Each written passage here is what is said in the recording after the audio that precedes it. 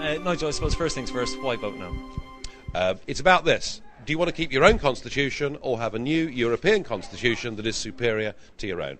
I think we should be in a Europe where we trade with each other, cooperate with each other, but not hand power over every aspect of our lives to a court in Luxembourg and unelected bureaucrats in Brussels. It's just as simple as that. And tell us about the leaflet. You're posting out, is it 1.5 million of them, is that right? Yeah, that's right. You know, we're going through the post office and getting these leaflets out. We want there to be a proper argument for the no side that goes into every house. I mean, we're dwarfed by the Yes campaign. The Yes campaign is the government, the main political parties, the European Commission, and they're shoveling stuff out everywhere.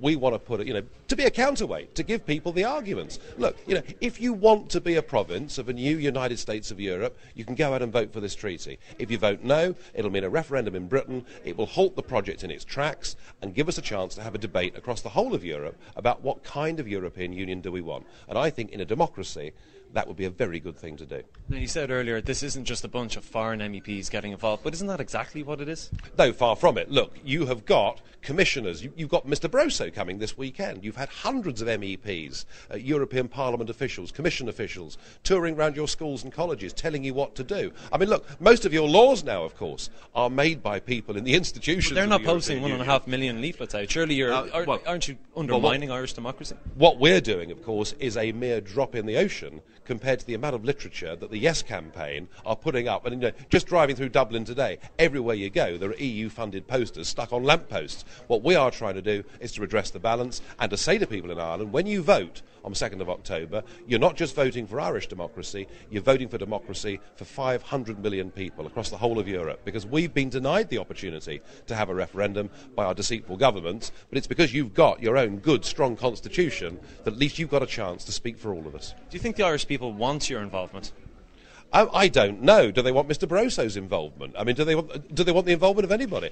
I mean, what we are doing is making an argument. Now, I've had thousands of emails from people in Ireland, some saying, go back to where you came from, and others saying, thank goodness somebody is here making an argument about Irish independence and Irish democracy. Nothing you do in politics or life can be universally popular, but I do think, from a democratic point of view, that we are fulfilling a very important role. A lot of Irish people won't want to hear this, but what is your message to the Irish electorate before October the 2nd? Well, the message is, don't listen to your politicians. They're not telling you the truth. The guarantees you've been given are not worth the paper they're written on. This is the EU constitution. It's the one the French said no to. It's the one the Dutch said no to. It's the one that you said no to.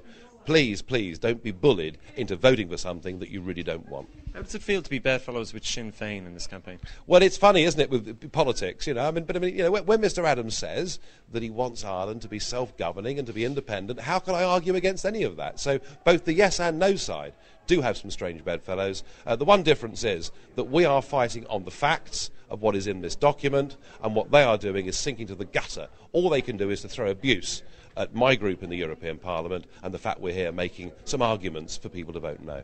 Final question, what have you made of your welcome here today so far? Well, I mean, I've come to Ireland many, many times, mostly on business in the past, and always been very welcome here. I'm afraid Not today, though. I'm afraid that Dick Roach and one or two people like that have done their best to descend into the gutter and to throw abuse at our group and at parties like UKIP, saying we're a racist party and all the rest of it, and trying to stir up protests against us. I've never in my political life experienced anything like it. We are a completely non-racist, non-sectarian party. We have many black and Asian candidates that stand for us in the United Kingdom, and it just goes to show how worried the Irish government are.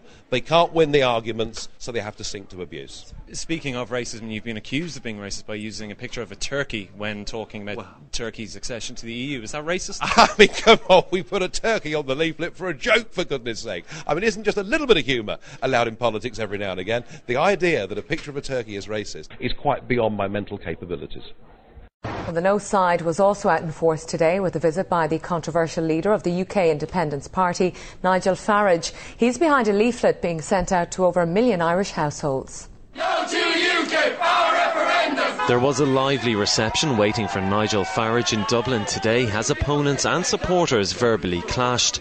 The leader of the UK Independence Party was in Dublin to launch a leaflet being posted to 1.5 million Irish households. It calls for a rejection of the Lisbon Treaty and has been heavily criticised as meddling. Do you think the Irish people want your involvement? I don't know. Do they want Mr. Barroso's involvement? I mean, do they want the involvement of anybody? I mean, what we are doing is making an argument. Now, I've had thousands of emails from people in Ireland, some saying, go back to where you came from, and others saying, thank goodness somebody is here making an argument about Irish independence and Irish democracy. There's some strange bedfellows in the no camp. Across town, Sinn Féin was launching its alternative guide to Lisbon. Gerry Adams didn't sound too thrilled with being on the same side as Mr. Farage. Do you feel he's interfering in Irish democracy by coming over here, by posting his own 1.5 million of his own leaflets? I wouldn't censor anyone in any of these matters, but what I would say is this: I have great confidence in the sophistication of Irish people to make their own minds up on these issues and not to be distracted by others. Distraction or not, Nigel Farage says his intervention is no different to foreign politicians campaigning on the yes side. So whether you like it or not, you'll be receiving one of these leaflets in the post in the next few days. Nigel Farage says he will return to Ireland before the referendum. When we asked him why, he said you'll just have to wait and see. Whatever the reason, there's sure to be similar scenes to this when he does return.